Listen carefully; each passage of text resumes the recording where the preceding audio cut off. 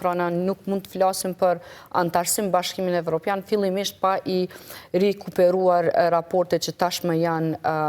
të cënuara. Nuk mundemi me folë për prioritetet në 4 vitet e ardhshme në qeverisje, pa i përmend dështimet e këtyre 4-5 viteve të kaluara, sepse njën nga angazhimet tona kryesore do t'jetë fillimisht korrigjimi apo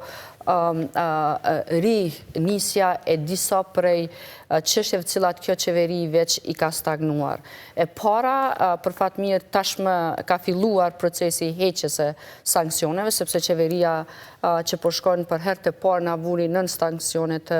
Bashkimit Evropian, pra na nuk mund të flasim për antarësim Bashkimin Evropian, fillimisht pa i rikuperuar raportet që tashmë janë të cënuara. E dyta është rifillimi i dialogut strategjik me Shtetet e Bashkuara të Amerikës, po ashtu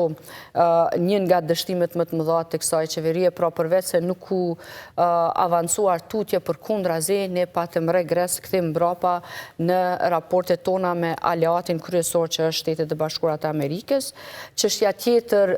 është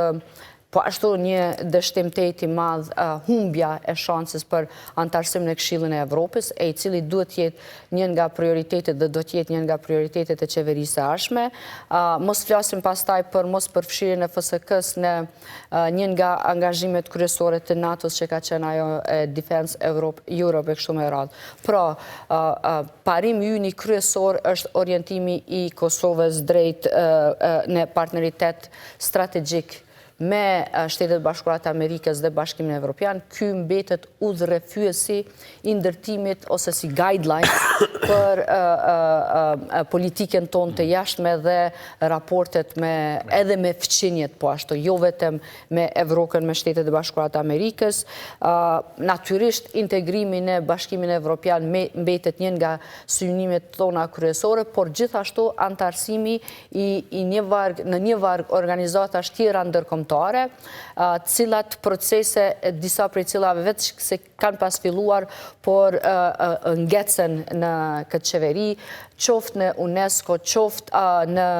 organizata tjera rajonale, të cilat edhe e rrisin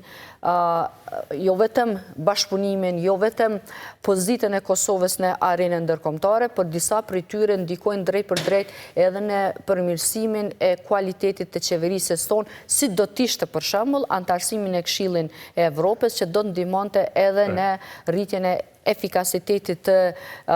gjyqësorit, por edhe në forcimin e të drejtave të njeriut në Kosovë.